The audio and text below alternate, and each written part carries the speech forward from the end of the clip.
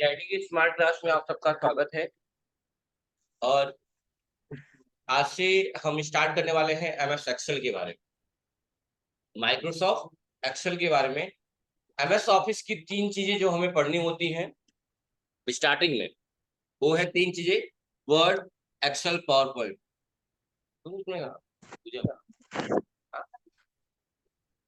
अरे तो 7 बजे ये नहीं है, उस थर्ड क्लास में चल रहा है आप। हाँ, थर्ड हाँ क्लास में चले जाओ, जल्दी जाओ, वहाँ स्टार्ट हो गया होगा। मैं नहीं, नहीं नहीं नहीं, मैं नहीं। ठीक है, तो एमएस एक्सेल यानी माइक्रोसॉफ्ट एक्सेल, तो उसको ओपन कैसे करते हैं? कॉमन चीजें जैसे कि आपने अभी तक काम किया था क्या, विंडो के साथ आर, क्या करते थे? विंडो के साथ आर, और टाइप करना है यहाँ पे एक्सेल, क्या लिखना है? EXCEL, और इंटर कर देना है। कुछ ऐसा इंटरफेस आपके सामने आएगा और हम इस पे क्लिक कर देंगे, पहला ब्लैंक वर्कबुक पे। एक्सेल जैसे कि याद रखिएगा, जैसे वहां पे आप सीट बोलते हैं, एमएस वर्ड में क्या बोलते हैं? कितने, सॉरी, पेज बोलते हैं। एमएस वर्ड में क्या बोलते हैं? कितने पेज का डाटा है, पेज बोलते हैं ना। वैसे एक्सेल में सीट बोला जाता है। क्या बोला जाता है? सीट, वर्क सीट या सीट, याद रखिएगा। इसको वर्कबुक से नाम, वर्कबुक के नाम से भी जाना जाता है कि वर्कबुक है। ठीक है, जिसपे आप डाटा एंट्री का जो भी काम करता है करते हैं। ये पूरा मैथमेटिकल एक प्रोपोर्शन है जिसपे आप मैथमेटिकल काम कर सकते हैं, जिसमें आप सिंपल सा एक काम करेंगे, एक बार फॉर्मूला का यूज करेंगे, बाकी रिजल्ट आपको उसी अकॉर्डिंग उसी सीरियल में मिल जाएंगे आप। मतलब कि ये समझो कि बहुत ही एक इंटेलिजेंस एप्लीकेशन सॉफ्टवेयर मान सकते हैं इसको, कि हम थोड़ा सा काम करते हैं और हमें रिजल्ट ही ज्यादा देता है। जैसे खेतों में क्या होता है, आप अनाज बोते हो, फिर वो हमें गिफ्ट में क्या देता है? बहुत सारे देता है। क्यों? खेत में ये नहीं है कि जितना अनाज डालते उतना ही निकलता है। तो वैसा काम यहाँ पे भी, काम थोड़ा कम करना है, रिजल्ट हमें ज्यादा मिलेगा। बहुत मजेदार चीज है। तो सबसे पहले आप जानते हैं, इसे क्या बोलते हैं? कोई पूछा है एक्सेल जो सीट होती है किससे मिलकर बनी होती है? तो सेल से मिलकर बनी होती है। किससे मिलकर बनी होती है? सेल से। लाखों करोड़ सेल से मिलकर बनी होती है। और एक सेल कितने रो कितने कॉलम से मिलकर बने होते हैं? एक रो और एक कॉलम। ठीक है, ये बात पता ही है आपको। और यहाँ इसको क्या बोलते हैं? पेज बोलते हैं कि सीट बोलते हैं? सीट बोलते हैं। क्वेश्चन आता है कि जब हम एक्सेल ओपन करते हैं तो बाय डिफॉल्ट कितनी सीटें ओपन होती हैं? तो पहले 3 वाला कॉन्सेप्ट होता था, अभी कितने हैं? 1 है। कितनी सीट ओपन है? सीट 1। इसको आप रीनेम भी कर सकते हैं, सारी चीजें बताई जाएंगी फिलहाल के लिए। तो आप देख सकते हैं कि कुछ ऐसा इंटरफेस आपके सामने वाला है। यहाँ आपको एबीसी से कुछ चीजें रिप्रेजेंट की गई हैं, कुछ चीजें नंबर से रिप्रेजेंट किए गए हैं। तो सबसे इंपॉर्टेंट जो काम होता है हमारा, ये पहचानना कि हम किसे रो बोलते हैं, किसे कॉलम बोलते हैं। अल्फाबेटिकल किसको रिप्रेजेंट कर रहा है, हाँ, जो नंबर्स है वो किसको रिप्रेजेंट कर रहे हैं। ये सब बातें बहुत जानना जरूरी होता है, क्योंकि ये सब चीजें जानेंगे तभी हम जब फार्मूले का यूज करते हैं, जो सिलेक्शन करते हैं, इन बातों पर ध्यान देते हैं। तो बताइए, जो यहाँ अल्फाबेट से किसको रिप्रेजेंट कर रहा है? कॉलम को। अल्फाबेटिकल। कितने लोग कॉलम वाले हैं? थोड़ा हाथ उठाए। कॉलम वाले सिर्फ एक। Very good. और कितने रो वाले हैं? एबीसीडी कितने लोग रो को कर रहा है रिप्रेजेंट? Very good. गलत है। एबीसीडी जो है अल्फाबेटिकल, वो कॉलम को इंडिकेट कर रहा है। किसको इंडिकेट कर रहा है? कॉलम को। कैसे पहचानते हैं कि किसको इंडिकेट कर रहा है? तो एक बात बताइए, एक डायग्राम एक दिन मैंने बताया था कि अगर इस फॉर्म, अभी एक लाइन से तो डिसाइड नहीं कर पाएंगे। ए एक कॉलम है आपका, क्या है? एक कॉलम है। और ए आपका क्या है? रो है। अब एक बात बताइए, ए की बात कर रहे हैं, तो ए कैसे चल रहा है? ऐसे चल रहा है ना। और ऐसे कौन चलता है? कॉलम चलता है। क्योंकि ए को ऐसे नहीं चला सकते, क्यों? क्योंकि बगल में बी है, उसके ऊपर थोड़ी चढ़ जाएगा। अगर 1 2 3 की बात करें, 1 2 3 कैसे मूव करेगा? ऐसे मूव करेगा। और ऐसे जो मूव करता है उसे क्या बोलते हैं? रो बोलते हैं। क्या बोलते हैं? रो बोलते हैं। और जो ऐसे मूव करता है उसे क्या बोलते हैं? कॉलम बोलते हैं। समझ में आ गई बात ना? यानी जो एबीसीडी है, वो किसको रिप्रेजेंट कर रहे हैं? कॉलम को रिप्रेजेंट कर रहे हैं। किसको रिप्रेजेंट कर रहा है? कॉलम को। और जो नंबर्स है, वो किसको रिप्रेजेंट कर रहे हैं? रो को। सब लोग लिख लीजिएगा जिनको नहीं पता है, बहुत इंपॉर्टेंट पैटर्न है। अल्फाबेट्स रिप्रेजेंट कर रहे हैं कॉलम को, और नंबर रिप्रेजेंट कर रहे हैं रो को।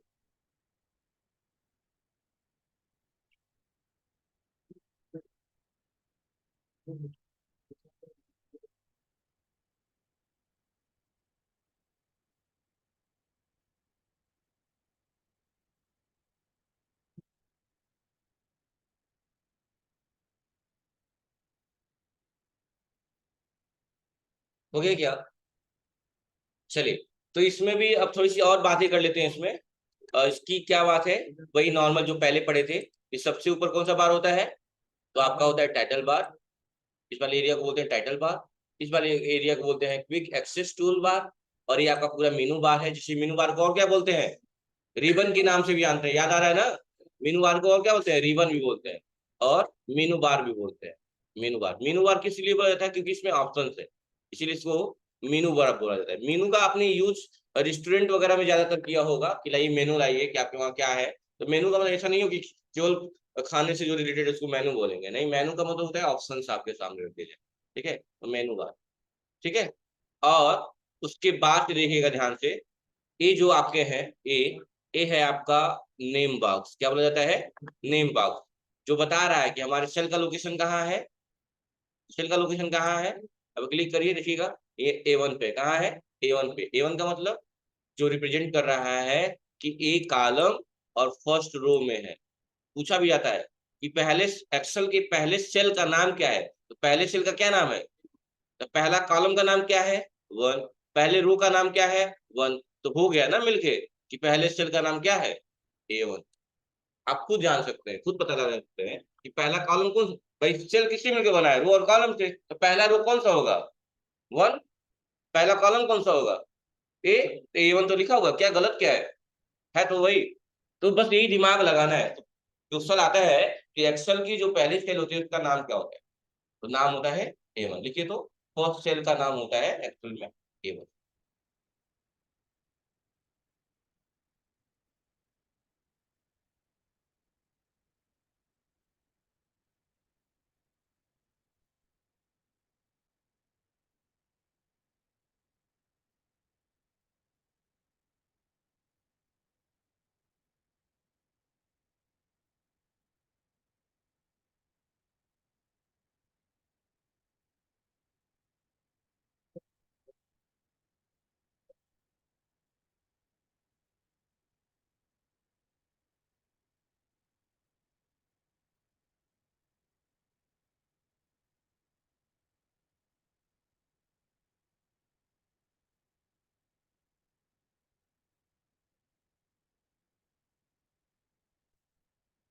हो गया?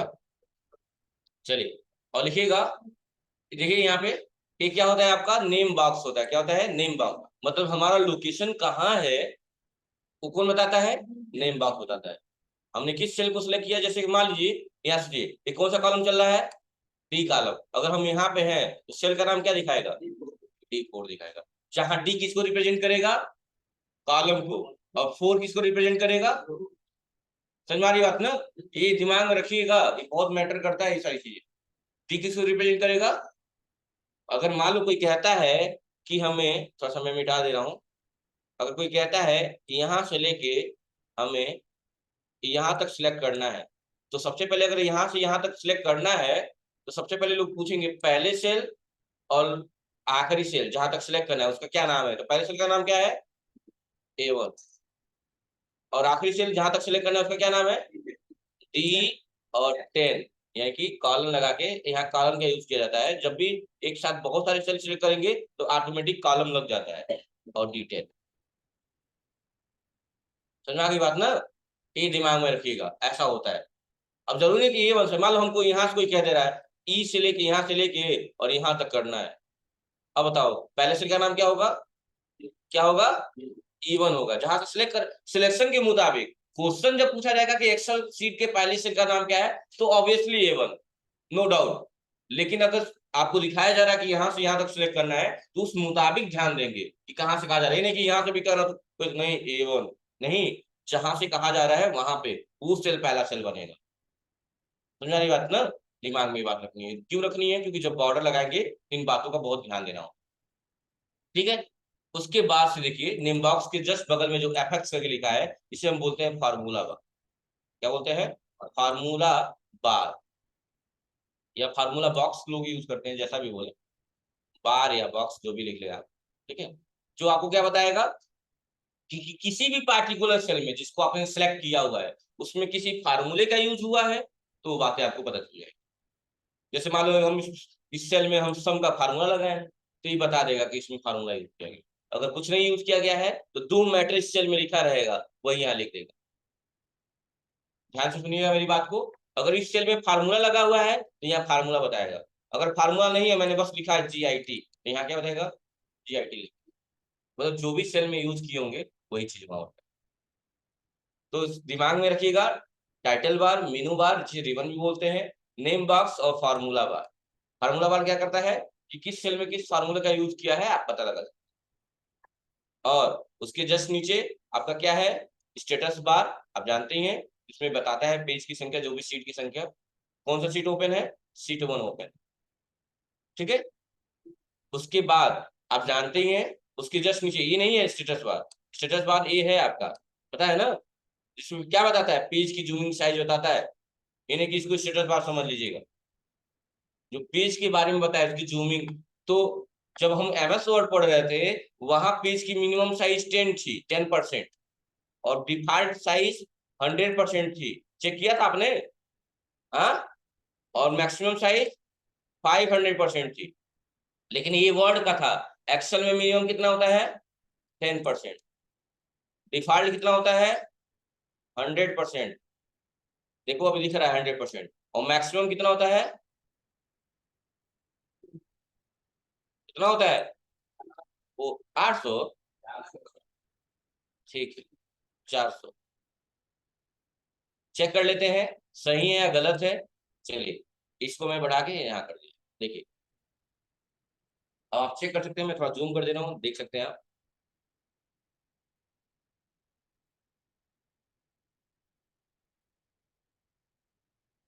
कितना दिखा रहा है, कितना दिखा रहा है, 400। इसको मैं कम कर दे रहा हूँ। मिनिमम कितना दिखा रहा है, इससे कम नहीं पाया, इससे कम नहीं होता। और बाय डिफॉल्ट कितना होता है,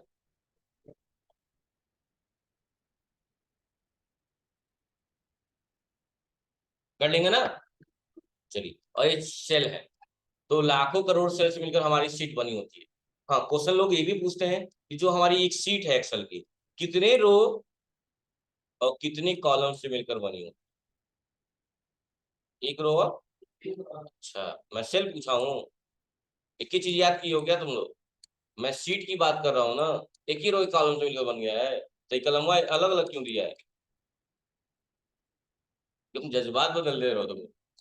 तो एक सेल जब कहा जाएगा तो आप बोलेंगे एक रो एक कॉलम, ठीक है। लेकिन मैंने क्या, अभी जस्ट मैंने अपनी बातों में ही कह दिया कि एक्सेल जो है, सीट जो है, वो बहुत सारे सेल से मिलकर बना है, बहुत सारे सेल से मिलकर बना है। लेकिन ये भी तो है, बहुत सारे सेल है, बहुत रो कॉलम है। तो पूछा जाता है कितने रो कितने कॉलम से मिलकर हमारी सीट बनी होती है, मतलब एक्सेल सीट जो है उसमें कितने रो कितने कॉलम सम्मिलित हैं। तो आप बोलेंगे कि जो रो की संख्या होती है वो होती है कितना, 10 लाख, 10,48,576। और जो कॉलम की संख्या होती है वो होती है XFP। क्यों XFP? क्योंकि आप खुद देख सकते हैं कि कॉलम को किससे रिप्रेजेंट किया गया है, अल्फाबेट से, तो जाहिर सी बात है आंसर भी किसमें आएगा, अल्फाबेट। लेकिन हाँ, लोग इसको कैलकुलेट भी किए हैं नंबर में, तो आप अप्रॉक्स बता सकते हैं कि 16,300। और ये लिख लीजिए आप लोग, एक सीट में रो और कॉलम की संख्या कितनी होती है, आप लिख लीजिए। जी बताइए। हाँ, रोमन अंक भी नहीं है, रोमन अंक, अरे यार मुझे, जैसे इनका क्वेश्चन ये है कि एक्सएफटी का, तो एक्सएफटी का जो भी है यहाँ फुल फॉर्म नहीं होता है। जैसे कि देखिए, देखिएगा, एक टाइम ऐसा आएगा ए से लेके जेड तक खत्म हो जाएगा, फिर रिपीट करेगा, ए कॉमन होगा, ए ए, ए बी, ए सी, ऐसे एक टाइम ऐसा आएगा ए जेड आ जाएगा, समझ रहे हैं। फिर आज में आएगा B A, B B B A B B B C, समझ गया ना? ऐसे रिपीटेशन हो रहा है और एक टाइम ऐसा कहाँ तक जाएगा, वही एक्सेप्टी तक, समझ गए? मतलब इसका कोई फुल फॉर्म नहीं होगा जी, बस एक रिप्रेजेंटेशन है जो रिप्रेजेंट कर रहा है। चलिए ठीक है, क्या ध्यान दीजिए, इतना हो गया, इतना डाउट तो नहीं है कोई ना? अच्छा आइए चेक कर लिया जाए कि जो बातें कही गई हैं किताबों में क्या वो सत्य है, सही है कि नहीं। तो अभी हम किस रो पे हैं? फर्स्ट वाले पे। हमें चलना है कहाँ पे? लास्ट रो में। तो उसके लिए शॉर्टकट की है कंट्रोल के साथ डाउन एरो। क्या है? कंट्रोल के साथ डाउन एरो। और डाउन एरो पे आ गए, मैं थोड़ा जूम करके दिखा दे रहा हूँ, चेक कर लेंगे आप लोग एक बार कि सही में लास्ट कॉलम जो रो है कितना है? 10 लाख। देखो इससे नीचे कुछ नहीं है, ठीक है, याद रखिए। वापस ऊपर आना है तो कंट्रोल के साथ अप एरो दबा देंगे, वापस फर्स्ट रो में आ गए, सही है। अच्छा, फर्स्ट कॉलम ए है, लास्ट कॉलम का नाम चेक कर लिया जाए ना, तो कंट्रोल के साथ राइट एरो। लास्ट कॉलम का नाम क्या है? उसके बाद देखिए खत्म हो गया, उसके बाद ये जो एरिया है ब्लैंक दिख रहा है, समझ गए? और कंट्रोल के साथ लेफ्ट एरो तो वापस आ जाए। चेक कर लीजिए एक बार थोड़ा सा, मैं जो कह रहा था ABCD जेड तक खत्म कर लीजिए, STUV जेड, उसको देखिए AB AC, समझ गया ना? ये कॉन्सेप्ट समझा रहा था। हाँ, क्या कह रहे हैं? टोटल कितना होगा? बता नहीं दिए XFD? तुम लोग कुछ खाओ के आए हो क्या आज? XFD वही तो बताया, रिपीटेशन है ना, XFD, ठीक है। और जिसको नंबर में रिप्रेजेंट किया गया कितना? 16,384। मैं जूम करके कुछ दिखाना चाहता हूँ, देख लीजिए जो पहला सेल होता है यहाँ पे, जब यहाँ पे क्लिक करेंगे ना, यहाँ पे देखिए वहां पे आ जाएगा कितना रो है, देख रहे हैं ना? और कितना कॉलम होगा, यही मल्टीप्लाई करके आपको दिखाया, आपके सिस्टम में दिखाएगा यहीं पे इंटू 16,384, क्या दिखाएगा? 16,384। हाँ, देखिए थोड़ा मैं जूम कर दे रहा हूँ, देखिएगा, अब देखिएगा, यहाँ क्लिक करिए, देखिए बता रहा है ना कितने रो कितने आर कितने सी, देख रहे हैं ना? तो ऐसे ही है, बताएगा सब। चलिए, एक्सेल बहुत ही, मैंने कहा कि उम्दा चीजें हैं, कि जैसे कि चीजों को समझने का काम करता है। जैसे कि मैं यहाँ लिख दूं 1 और इंटर करके यहाँ लिख दिया 2, तो जैसे क्वेश्चन नॉर्मल सा क्वेश्चन है, और तुम भी खड़े हो जाओ, 1 और 2 में कितने का डिफरेंस है? हाँ, 1 और 2 में 1 का डिफरेंस है। खड़े हो तुम, क्या नाम है? प्रभात। 1 और 2 में कितने का डिफरेंस है? सदरुल, 1 और 2 में कितने का डिफरेंस है? 1 का। बैठ जाइए। 1 और 2 में कितने का डिफरेंस है? 1 का। तो जाहिर सी बात है अगला नंबर कौन सा आएगा? 3 आएगा। एक चीज उसको पता चल गई, जैसे आपने 1 2 लगातार दो नंबर लिखे हैं, वो जान गया कि आपको इस हिसाब से नंबर चाहिए। अगर कैसे निकाला जाता है डिफरेंस, कैसे निकाला जाता है? कभी भी बड़े नंबर में से छोटा नंबर घटा दिया जाता है, क्या निकल जाता है? क्योंकि आज तक बच्चे बताते हैं सर इतना का डिफरेंस है। आप लोग बहुत अच्छे हैं कि आप लोग 1 का डिफरेंस बताते हैं, कहते थे थोड़ा सा डिफरेंस है, कोई एक का चाहे इतना बता देता था। तो बहुत अच्छी बात है। तो कभी भी डिफरेंस की बात की जाए तो बड़े वाले नंबर में से छोटे वाले का नंबर घटा दीजिए, आपको डिफरेंस आ जाएगा। मीन्स दैट कि अगला नंबर क्या होने वाला है? 3। इसमें सिलेक्शन का मैटर करता है, दोनों को एक साथ सिलेक्ट कर लीजिए, बस ये देखिए कैसा सिलेक्ट किया है, पहले सिलेक्ट नहीं कर पा रहे, ये नहीं कि सिलेक्ट करना है, आराम से बस सिलेक्ट कर लीजिए, सिलेक्ट हो गया। अब उसके कॉर्नर पे जाना है, जो एक ब्लैक सा बना हुआ है वो कॉर्नर पे जाना है। जाएंगे तो अभी देखिए अभी प्लस कैसा बन रहा है, भयंकर टाइप का। थोड़ा जाएंगे तो छोटा सा प्यारा क्यूट सा बनेगा ये, प्लस का देखिए बना। अब लेफ्ट बटन दबा के नीचे ड्रैग कर देंगे, तो आपका नंबर जहां तक चाहिए आपको वहां तक। और सिर्फ इसी पे नहीं, किसी पे भी अप्लाई होगा। यहाँ 1 लिख दिया, यहाँ 3, मतलब हमें चाहिए क्या? और नंबर हमने सिलेक्ट किया 1 और 3 को, अगला नंबर क्या आएगा? 5। देखिए,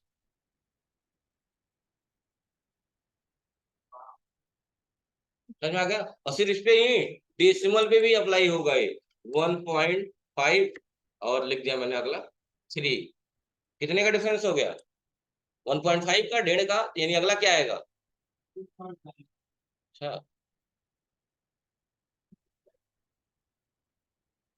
समझ गया ना? तो ये एक्सेल यही है। अच्छा, जैसे आपने वर्ड में पढ़ा था कि extension name, file type name, वैसे यहाँ भी है। तो इसका एक्सटेंशन नेम होता है डॉट, यक्स, यल, यस, ये होता है एक्सटेंशन नेम किसका, एक्सेल का। या यक्स, यल, यस और क्या, एक्स, ये होता है एक्सेल का एक्सटेंशन नेम, एक्सटेंशन नेम।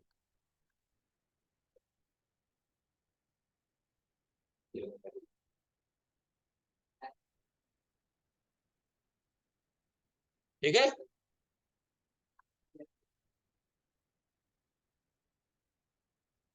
और एक्सेल का जो फाइल टाइप नेम होता है वो होता है, अगर मतलब जब फाइल को सेव करने जाता है तो बाय डिफॉल्ट किस नाम से सेव होती है, वो बोलते हैं। ये भी छाप लीजिए आप लोग, फाइल टाइप नेम।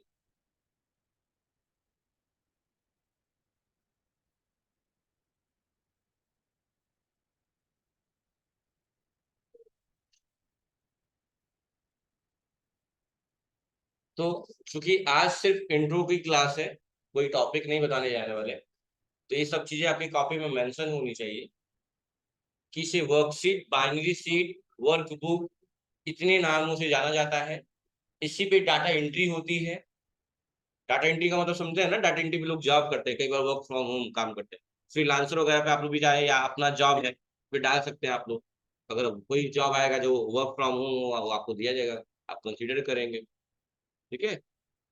मतलब सबसे ज्यादा महत्व इसी का है एक्सेल का, जिसमें भी स्टॉक मैनेजमेंट नहीं होता है, कितना सामान आया कितना गया, जब तक वो चीजें नहीं थी तो लोग एक्सेल पे ही करते। अब ना थोड़ा टैली वैली का आ गया है तो हो गया, लेकिन अभी भी इसकी इसी की जरूरत पड़ती है। वहां से डाटा को इम्पोर्ट किया जाता है ये एक्सेल पे, यहाँ मैच कराया जाता है। सारी कहानी एक्सेल से है। लोग एक्सेल का ले लेके पैसा कोर्स सिखा रहे हैं, करा रहे हैं, बहुत सारी चीज। तो जब आप लोग सीख जाइएगा तो एडवांस लेवल का कोई कोर्स मान लो आएगा, जाहिर ही बता सकता है, तो वो भी लेके सीखते रहिएगा। एक्सेल ये है कि जितना छेड़ेंगे उतना आएगा। बस सबको ट्रिक बताऊंगा जी, इसमें टैब का महत्व नहीं होता है, इसमें टैब की महत्व नहीं होती, इसमें फार्मूले मैटर करते हैं। ठीक है, फार्मूला मैटर, हाँ जो टैब के इंपॉर्टेंस होगी, टैब में जो ऑप्शंस दिए हैं वो ऑप्शंस मैं बताऊंगा, लेकिन जो इंपॉर्टेंस है ज्यादा प्रायोरिटी देनी है आपको फार्मूले। किसी भी डाटा को कैसे हम इजिली सॉर्ट आउट कर पाए, ये matter, that is the matter. और एक बार आप इसमें फ्लुएंट हो गए फिर कहानी खत्म। ठीक है। तो एक्सेल का ये सारी चीजें बता दी मैंने, जूमिंग जूम आउट करना सारी चीजें हो गई। ठीक है, ये दिमाग रखिए। अच्छा बताइए, एक बार और डालिएगा, जैसे कि मान लीजिए ये दो सेल है, इसको मैं मिटा दे रहा हूँ। चलो ये बंद हो जाओ। ये दो है, मैंने यहाँ पे लिख दिया अपना एक नाम SRV, और यहाँ लिख दिया मैंने TW, दो नाम हो गए। और जी और एच है, दो कॉलम है। जी और एच क्या है, दो अलग अलग कॉलम है। और कोई कहता है जी और एच के बीच में एक कॉलम और चाहिए मुझे, एक और कॉलम चाहिए, तो उसके लिए है ऑप्शन कि हाँ ला सकते हैं, लेकिन सबसे मैटर करता है सिलेक्शन क्या हो। तो जी और एच में बड़ा कौन है, बताइए, जी और एच में बड़ा कौन है, एच। क्यों, तो यहाँ प्लेस वैल्यू मैटर करती है। प्लेस वैल्यू क्या है, इसकी ज्यादा है और उसकी कम, इसकी वजह से ये बड़ा है। अभी नहीं कि जी बोलने में टाइम लग रहा है और ये लंबा जा रहा है, तो फिर ऐसे ऐसा कुछ नहीं सोचना है। तो प्लेस वैल्यू मैटर करता है यहाँ पे। तो आप सिलेक्ट करेंगे यच को, और यच को सिलेक्ट करने के बाद इसकी शॉर्टकट की है कंट्रोल शिफ्ट के साथ इक्वल टू दबा देंगे, या लोग कहते हैं प्लस दबा देना, जो भी है। तो जो भी है लिख सकते हैं आप, कंट्रोल के साथ equal to, control shift plus लिख देंगे या कंट्रोल शिफ्ट इक्वल टू लिख देंगे, कोई दिक्कत नहीं। तो एक नया कॉलम देखिए, यस आरवी और TW के बीच में एक कॉलम आ गया, और रो भी चाहिए तो वही काम, दो और तीन है यहाँ पे, दो और तीन के बीच में रो चाहिए। तो तीन को सिलेक्ट करेंगे, चार को सिलेक्ट करेंगे, तो जो बड़ा होता है उसी को सिलेक्ट किया जाता है, चार को।